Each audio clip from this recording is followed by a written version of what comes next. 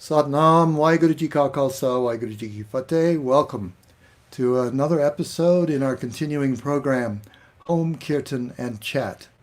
And today I'm very excited that my guests, I say the plural, guests, are a husband and wife, Simran Kaur and GuruPrem Singh from Los Angeles, musicians, teachers, they do everything. So I'm going to introduce them now and bring them up on the screen.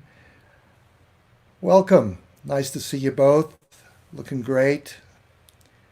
How you doing? Thank you for call. Yeah, good, good, good. All right. Just want to be sure you can hear me and you can respond. So that's great. People will be joining us, and I'm going to be talking to some of the people along the way. I'll mention where they're logged in from and that kind of thing. But right now, at the start of this program, as people are arriving, we'd love to hear you play some music. So I know you have something in mind, so please, if you would like to introduce it or just start playing your at your call. I think we'll just start playing and then we'll talk about it after. Perfect. Okay.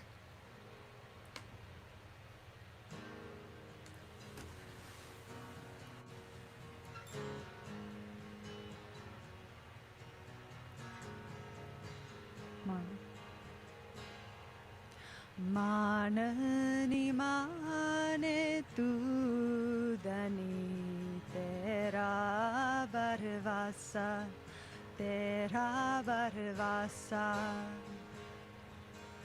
माननी माने तू दनी तेरा बरवासा तेरा बरवासा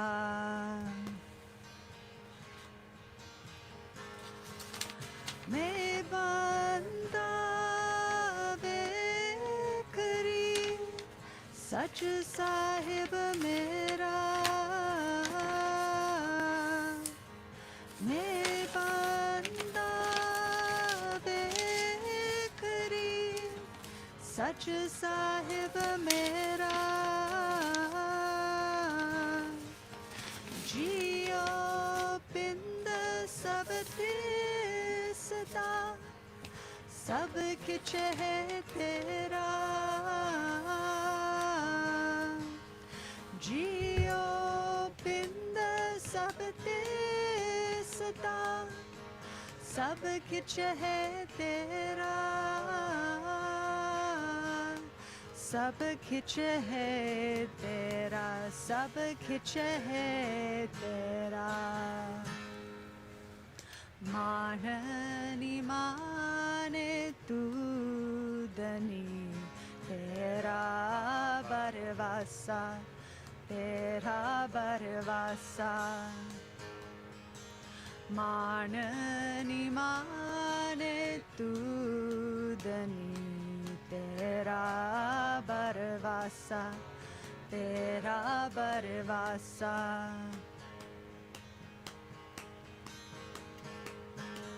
बिन सचे अनतेक है सो जान हो कच्छा बिन सचे अनतेक है सो जान हो कच्छा सो जान हो काचा सो जान हो काचा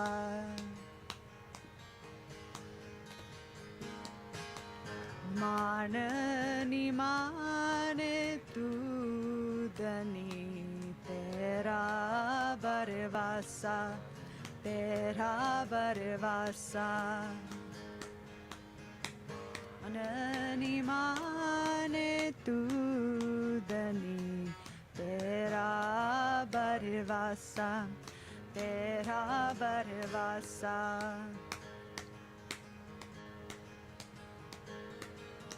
तेरा हुक्म पार है कोई अंत न पाइए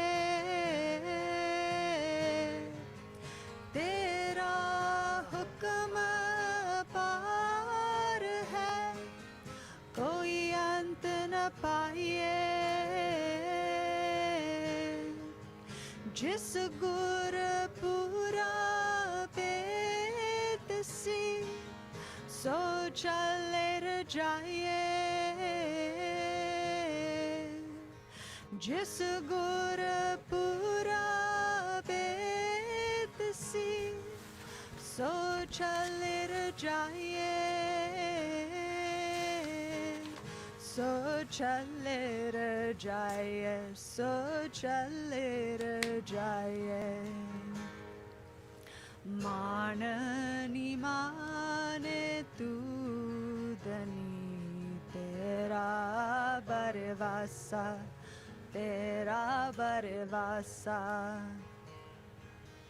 माननी माने तू दनी तेरा बरवासा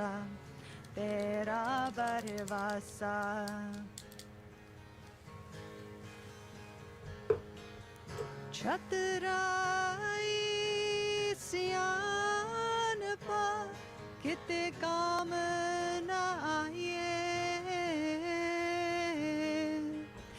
छतराई सियानपा किते काम न आए तू ता साहिब जो देवे सोई सुख पाइए तू ता साहिब जो देवे सोई सुख पाइए सोई सुख पाइए सोई सुख पाइए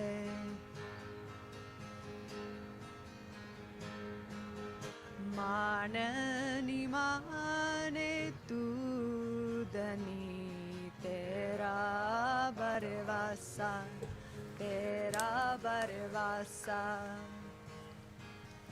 माननी माने तू दनी तेरा बरवासा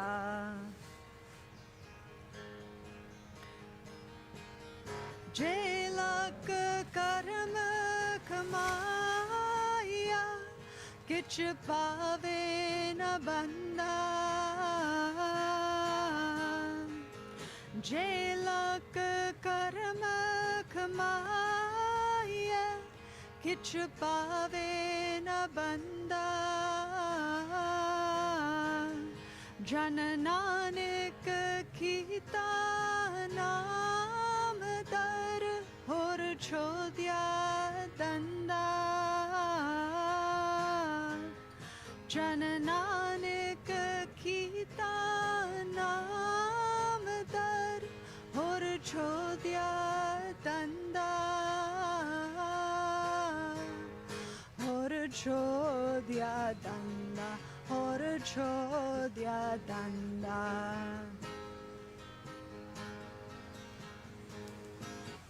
माननी माने तू दनी तेरा बरवासा माननी माने तू दनी तेरा बरवासा माननी माने तू दनी तेरा बरवासा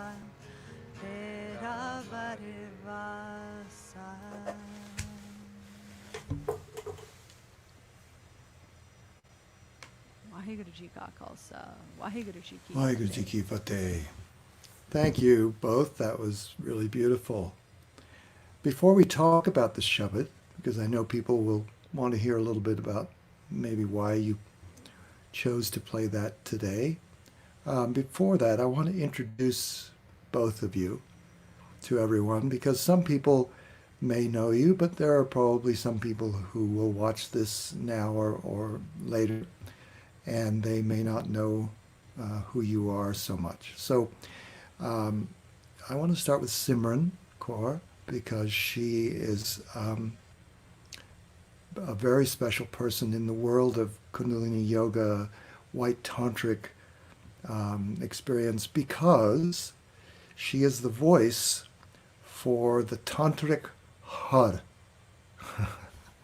And everybody who has practiced much Kundalini Yoga and or done some White Tantric Yoga has probably listened and chanted along with your voice, Simran. That recording was how many years ago? Uh, Seven. 20. 20 something. Yeah, good No, enough. Close enough. good enough. Okay. It's a long Yeah, and time. speaking of years, more than 20 years, I want to congratulate both of you on your 30th wedding anniversary just recently, right? That's correct. 30 Well, years ago. Thank that's you. wonderful. Yeah. And you have two children, correct? Correct. Very good. Teenagers now, I think, right? Oh no. Oh no. No. Daughter's 25, living in Colombia, and our son is 22. Okay, so no teenagers. All right. Well, congratulations on surviving Time that. trick. Heard Paul It, saying. it's a side trick. Uh, Time trick. Oh, a time trick, yes. Time does fly, and we are trying to have fun. So there you go. Simran, when you did that recording, did you have a feeling at the time that it was going to be so widely recognized? no, I feel I was one of the characters in Oh Brother, Where Art Thou, who walks in and he goes, sing into this tin can here. So my Right. husband called me and he goes, chant Hud.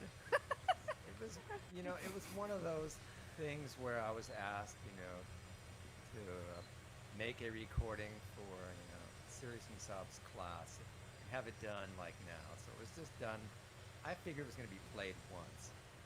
Oh, I see. Okay, well, now that you're talking a little bit, GuruPrem, let's introduce you a little bit more.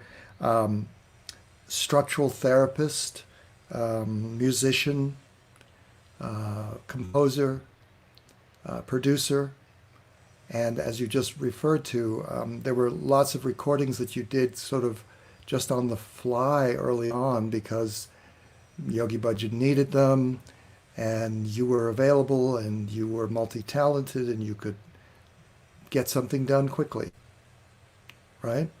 Those were those were kind of the It was too quickly. yeah, well, but really you Now, did. all artists think if I could just do it again, I would do it like I know it's really terrible to go back and listen to early recordings of yourself. I know. Um, but you did a lot for the soundtrack of White Tantric Yoga courses. I don't know how much, maybe 50% or more. What do you think? about probably close to 50% is my guess.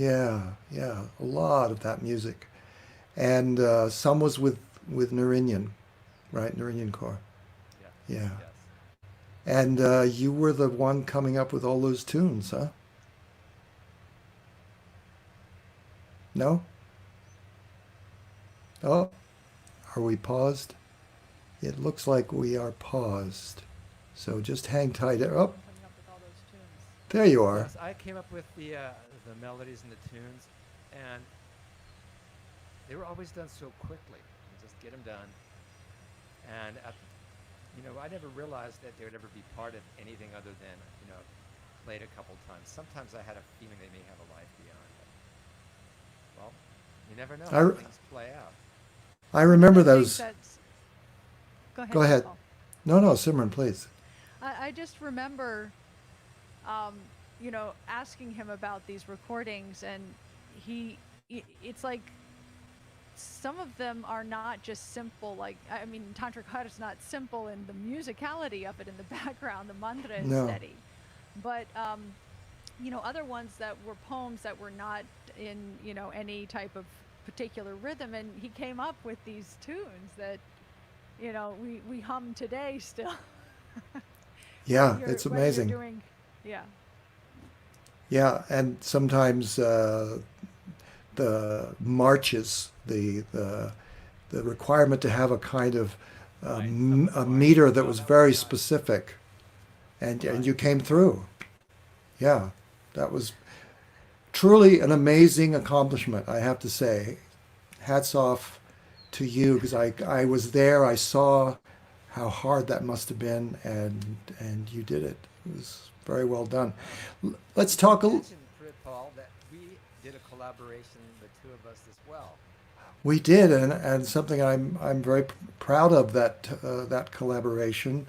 I feel like there was a kind of turning point in the way that Gurbani Kirtan was brought together with Western instrumentation, and yeah, that was a great time.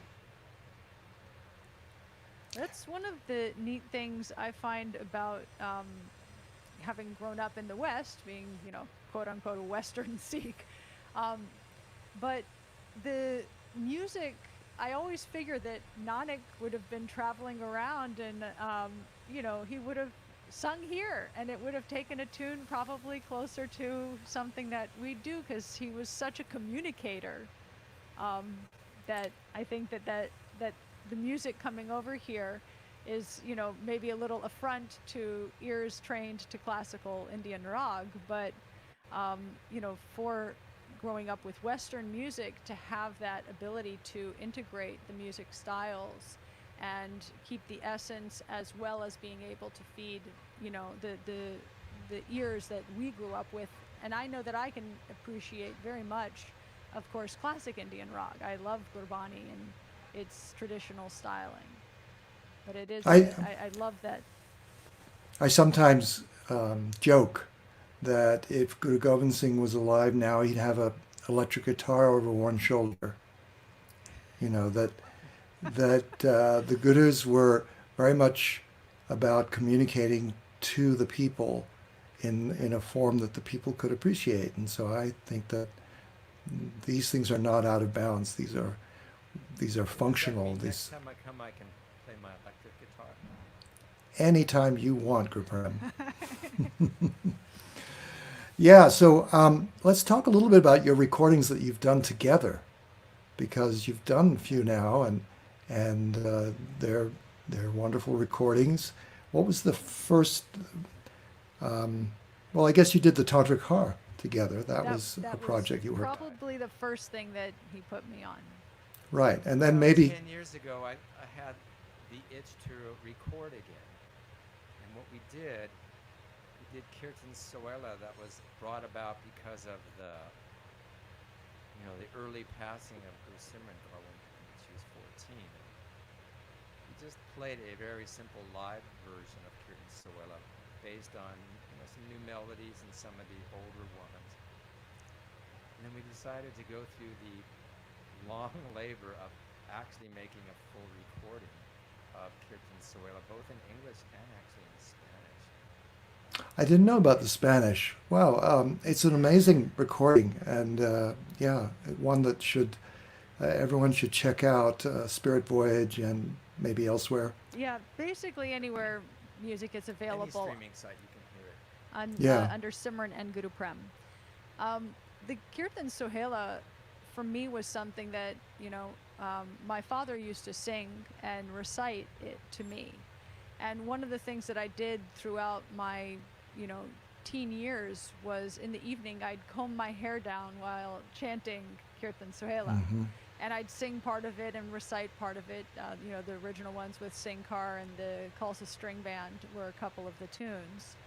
And then Guru Prem, as we were working on this recording, came up with a few more tunes for different parts that hadn't been put to music that way before.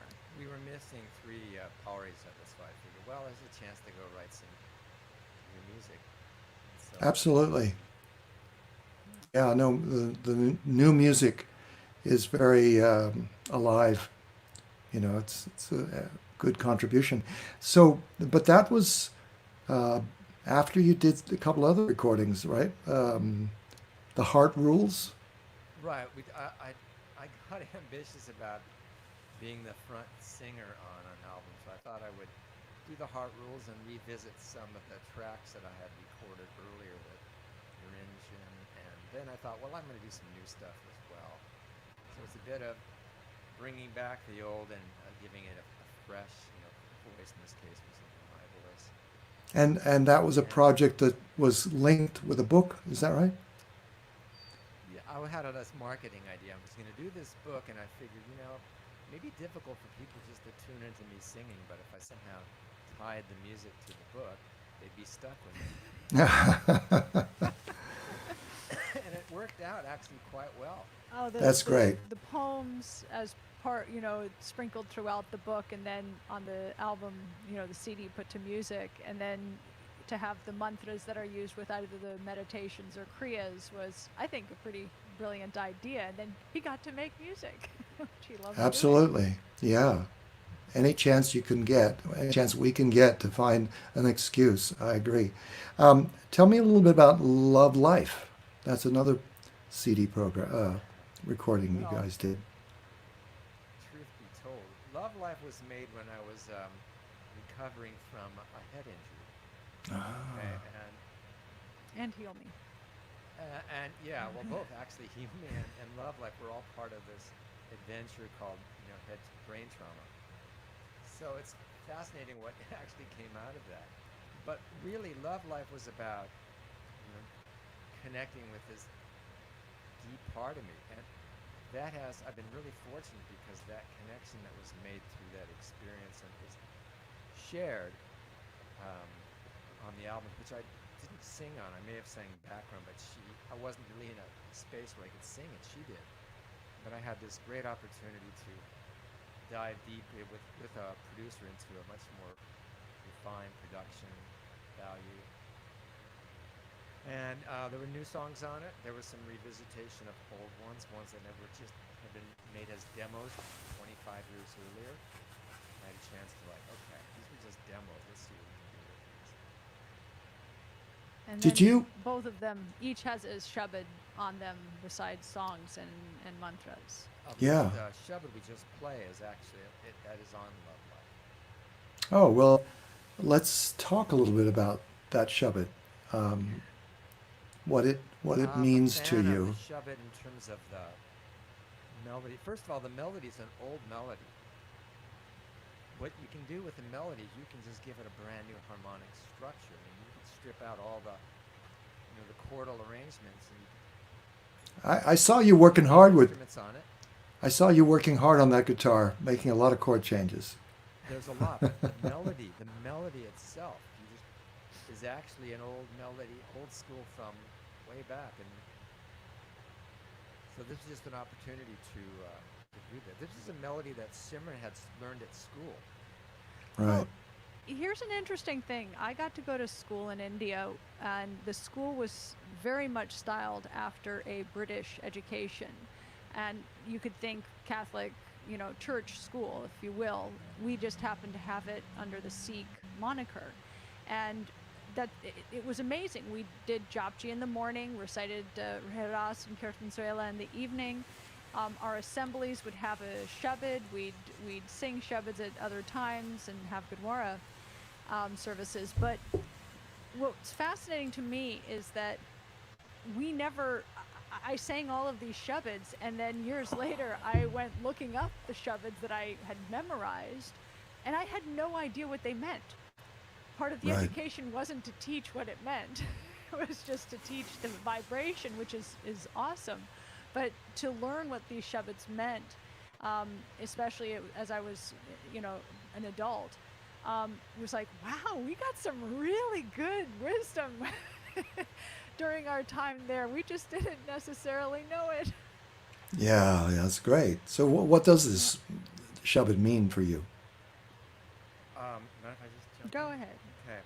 Well, I'm looking at the top line on your "I'm your purchased slave." Now, when you hear that from a Western context, thinking about the U.S. history, slavery, it's just you cringe at the idea of it.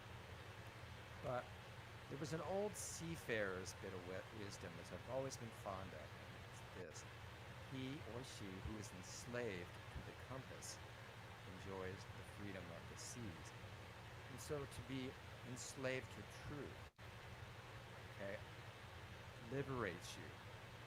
And so when he's talking about being enslaved to truth, and this the Shabad goes further into what does that actually mean to be that it's all yours. We're talking, it's really a Shabad about the first cause, the great formless no thing, and the experience of what it is to feel that formless manifest in real time and never wanting to ever be apart from it.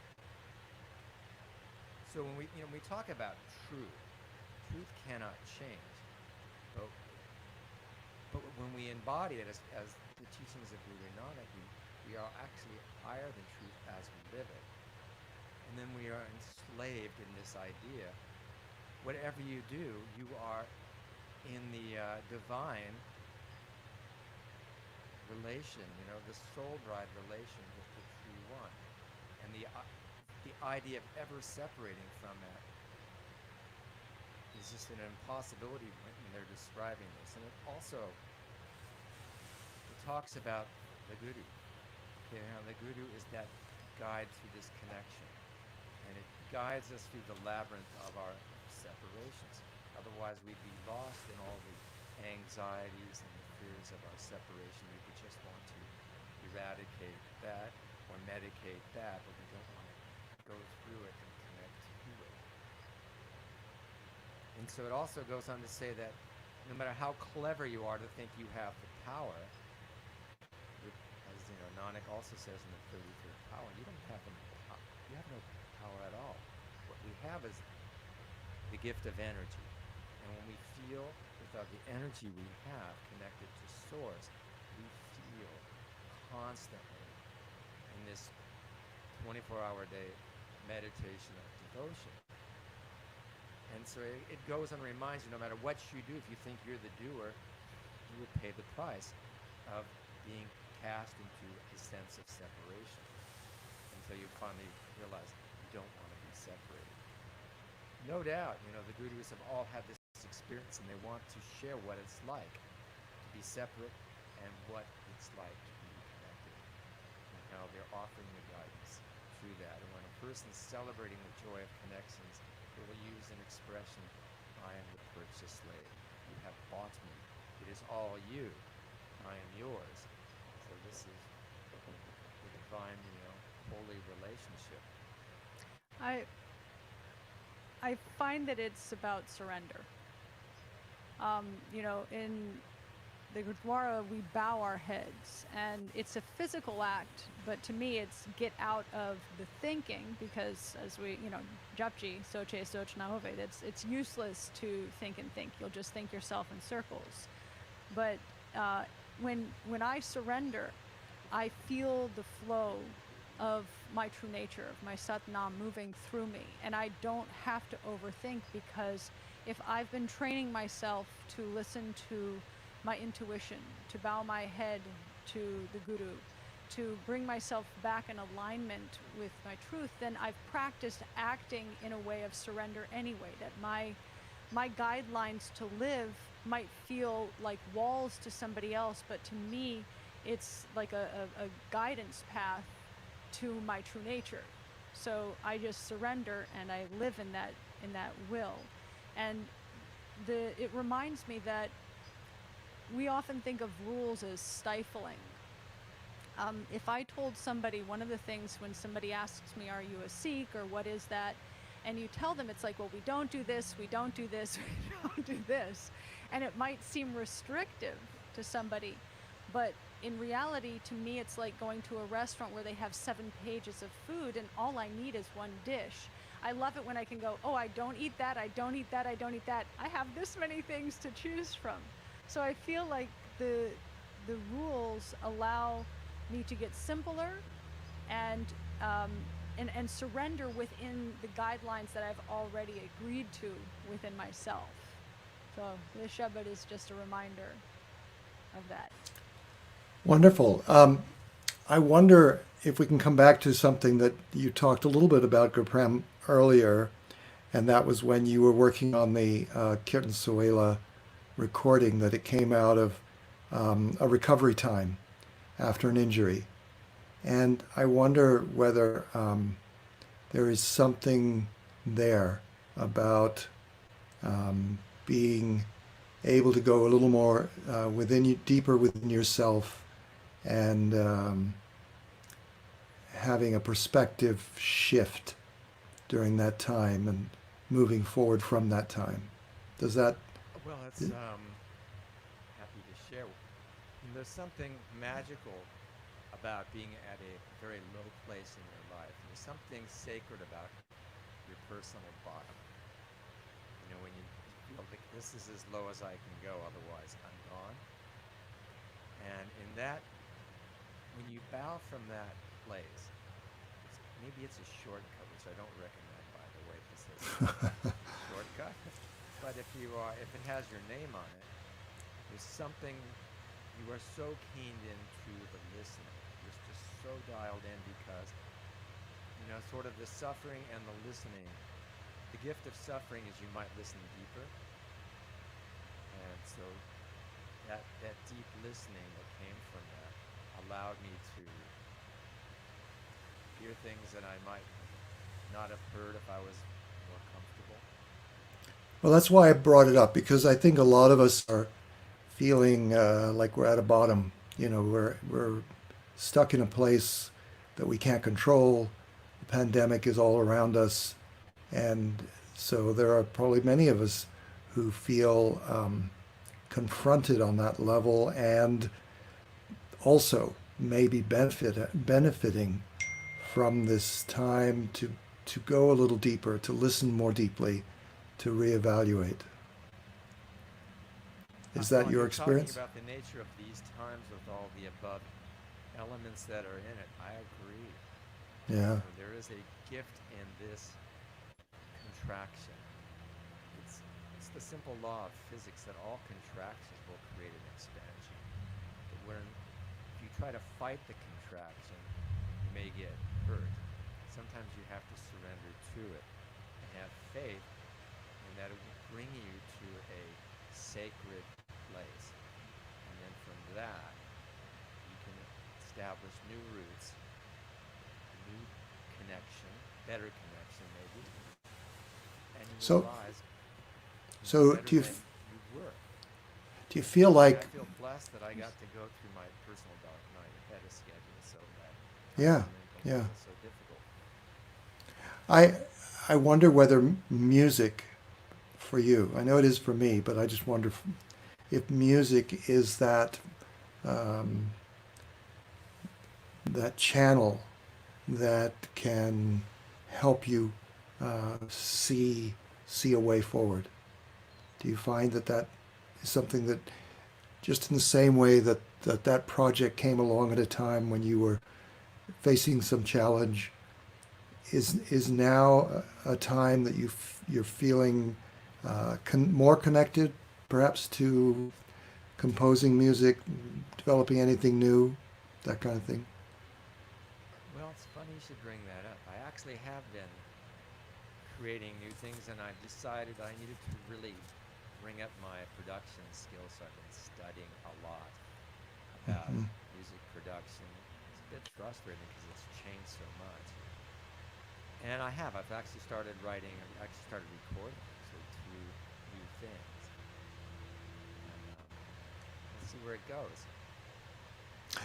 GuruPrem, I've known GuruPrem a long time, and he was one of the first people I knew who embraced digital production technology back 25, almost 30 years ago, when 25. it, okay, Well, it whatever that, wasn't that digital. It was still analog, but there's the beginnings of the digital yeah, I aspect. remember, yeah, and as you say, things are changing so rapidly in all those areas that it's very hard to stay current with it. But I salute you for trying to do that. You mentioned you'd worked with a producer before. You think that you're going to get back into self-producing for a while? Yes, definitely. Okay. Because you enjoy the challenge of it, or is it just economics, or? I don't really, I'm not sure how much I enjoy the challenge, but when you allow a producer to try to help you find your voice, sometimes your voice becomes a little more of their voice. Hmm. There's something when you are in charge of kind of every note, and how it is, it increases your personal frustration, but it also allows you to,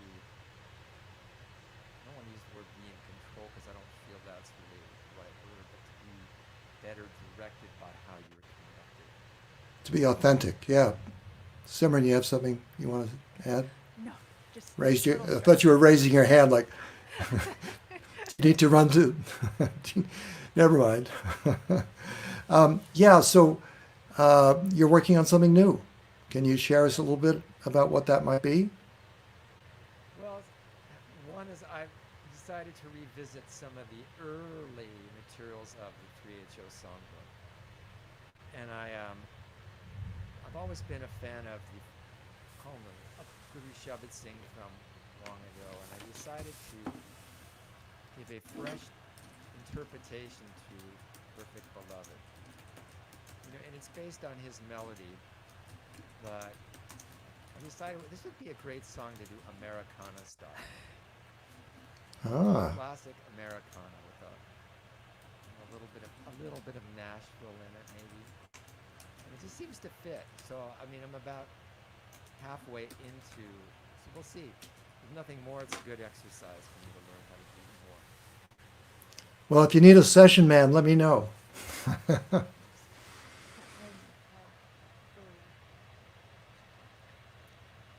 Yeah, some people are having a little trouble hearing you, so I just said, Oh, in that case, I can either yeah, talk that's much good. louder.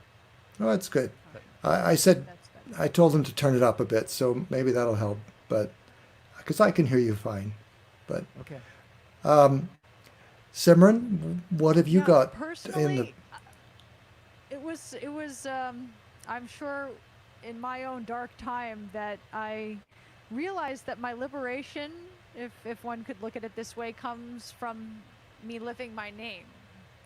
Ah, And I realized that Simran, this constant remembrance, was going to be a requirement of that.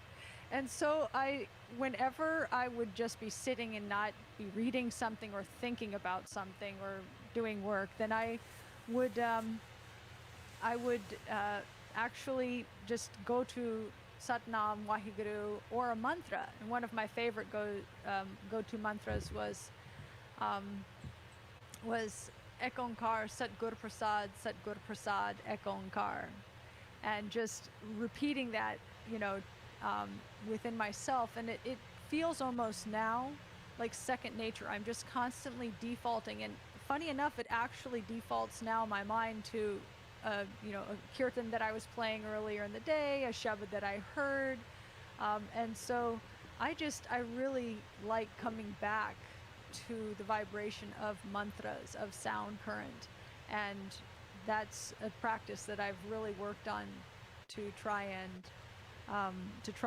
have the mantra within me with every breath. well, now that you bring that up, I want to first give the listeners a chance to put in any questions they might have for you into the comments area. But Okay. I know that you both teach in teacher training, Kundalini Yoga teacher training. Do you guys teach together, like at the same time on the same stage? We've tried teaching in tandem, both at the same time, and it doesn't work. No, no. We've, Your I mean, therapist says it should speaking at work. the same time. Yes, we've actually taught both on the stage at the same time, and it's a fascinating little dance to Yeah. sit and be the student while the other teaches, and then teach and figure out what the next best thing to add.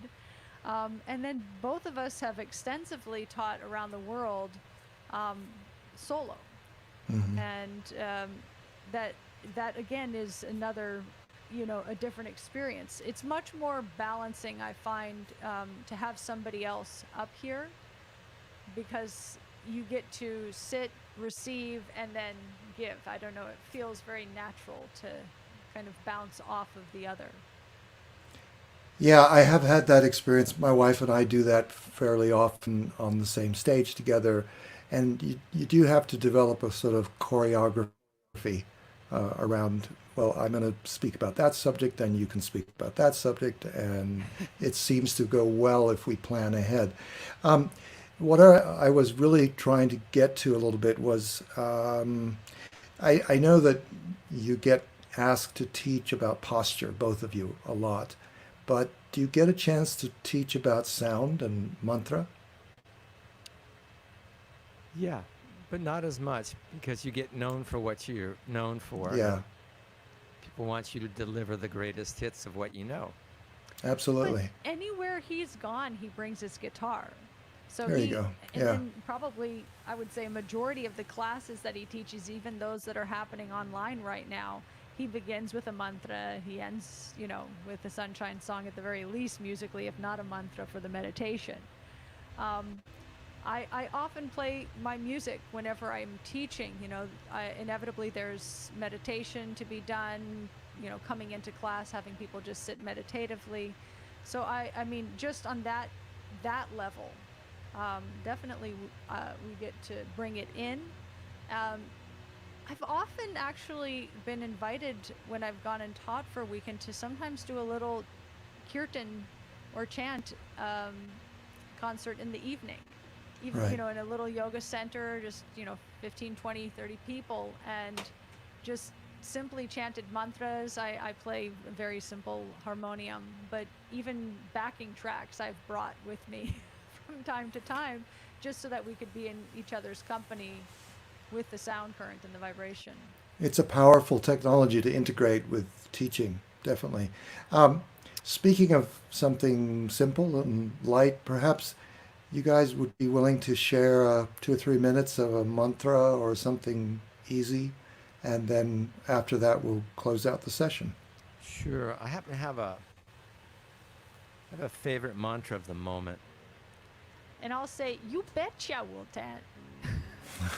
Okay, good. And this mantra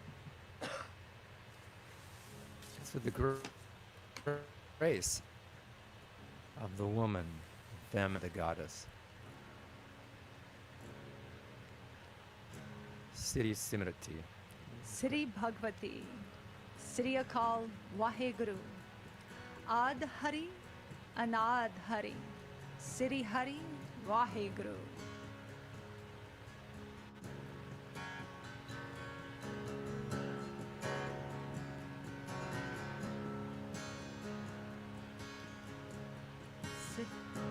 Siddhi Simrati. Siddhi Bhagavati. Siddhi Akal Waheguru. Ad Hari. Anad Hari. Siddhi Hari Waheguru.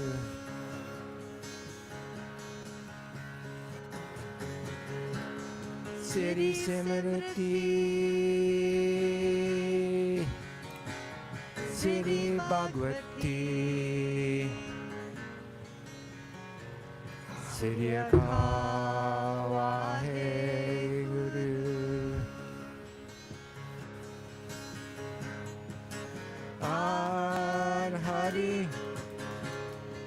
Anad Hari. Siddhi Hari Waheguru.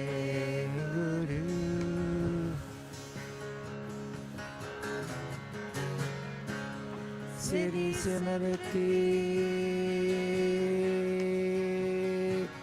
Siddhi Bhagavati. Siddhi Akal Waheguru.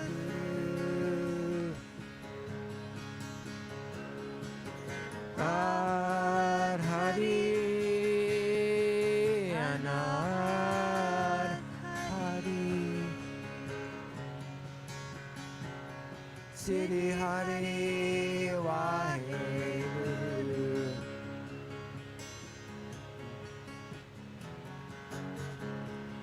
Siri Simriti Siri Bhagavati Siri Waheguru.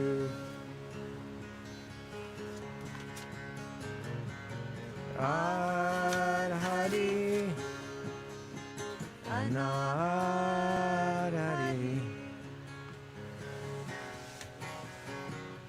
Siri Hari Waheguru.